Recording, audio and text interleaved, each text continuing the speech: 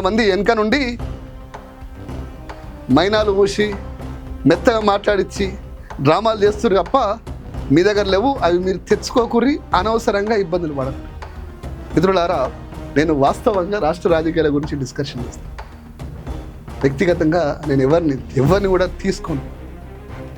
మీ నాయకుల మాటలు తీసుకొని మీ నాయకుల మెప్పు కోసం రక్త చరిత్రలు రాస్తా అంటే చూస్తూ సిద్దిపేటే మూకోను. ఇకపోతే కొన్ని విషయాలు మాట్లాడతాను.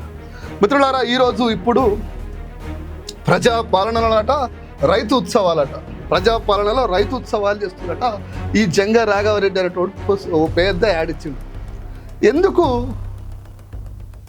రైతు ఉత్సవాలు చేసుకోనో ఆ జంగా రాఘవరెడ్డి ఈ బుడుబొంగ చెప్పాలి.